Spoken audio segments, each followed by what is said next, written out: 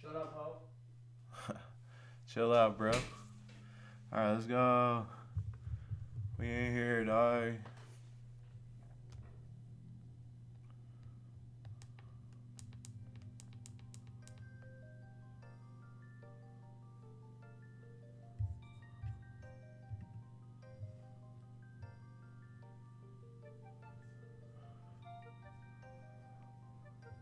Check, check. Hey.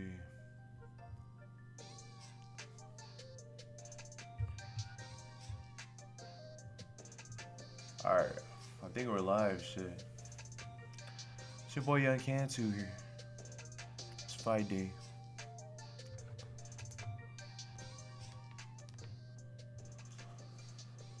Let's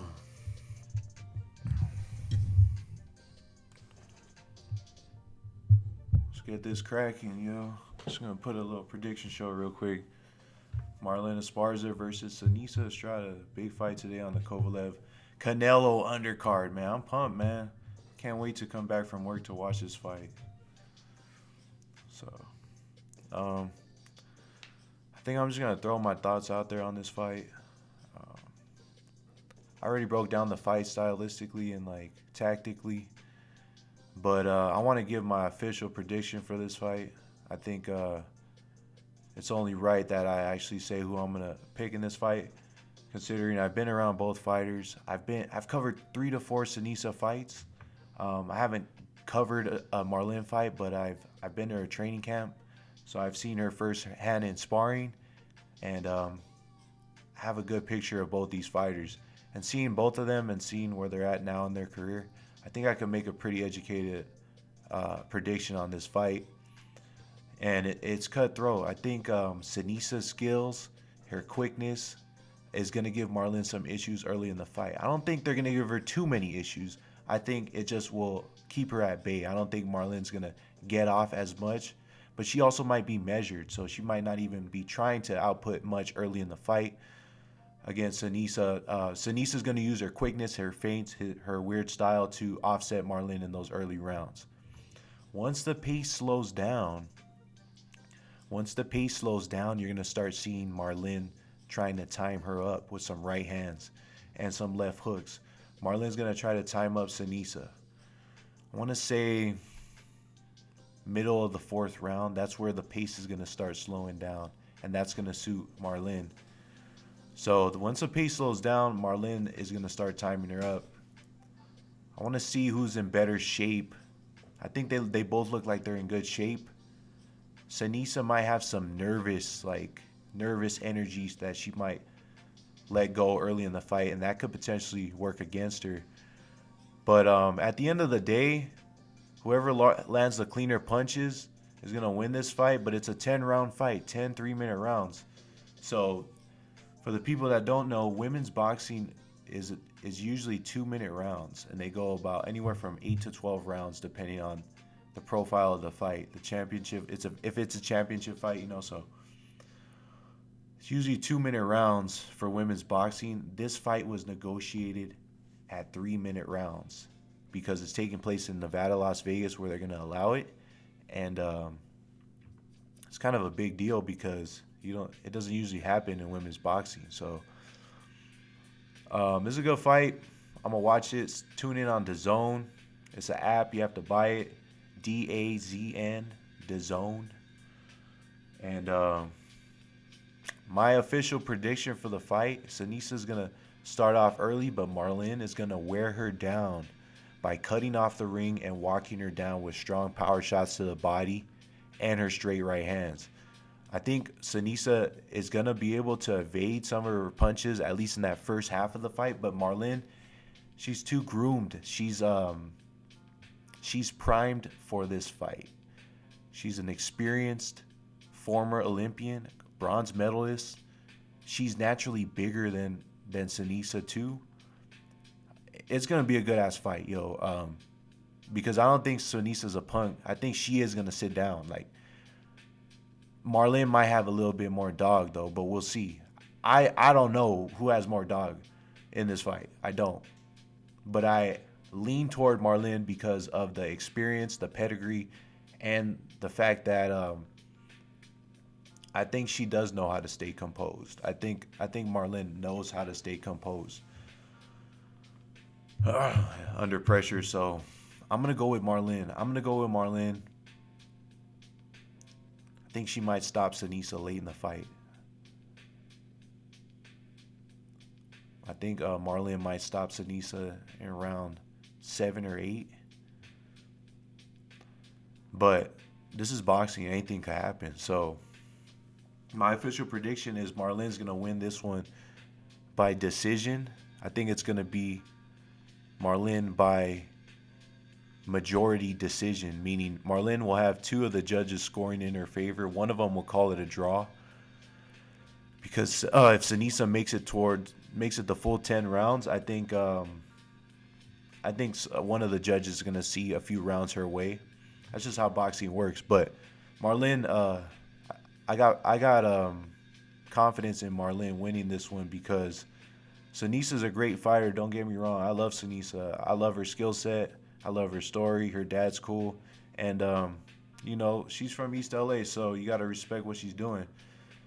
I just feel like this is a fight for her that can make her or break her. And Marlen's in a position where she's primed for this fight. SENIESA is also primed, but I got to lean on the experience, man. I got to lean on the experience of Marlen. And she's defensively sound. It might just come out to who has more dog, like who has more heart, who has more will.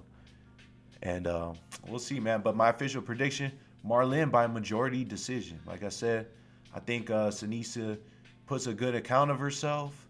But ultimately, Marlen's going to wear her down throughout the course of the fight. She's going to start cutting off the ring and timing her up, like I said, with right hands, hooks to the body.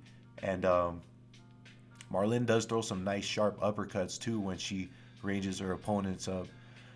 I'm looking for Marlen to mix it up, though. I want to see her on the front foot. I also want to see her on her toes where she's got good head movement and she could be a little more creative because I think she could throw off SENIESA if she mixes it up like that. I think Marlen could throw off SENIESA if she mixes it up with the head movement and then switching up her attack.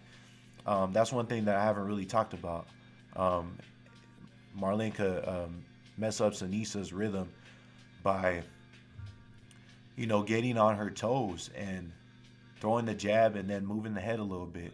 Because you usually see Marlen up, she's gonna stay tight and counterpunch. But I think she's more dynamic when she mixes it up.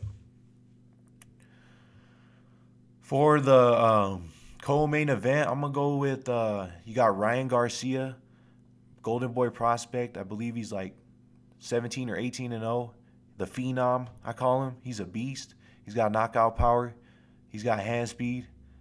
He's gonna take on Golden Boy prospect, Filipino prospect, Romero Duno, who's a good fighter, underrated prospect.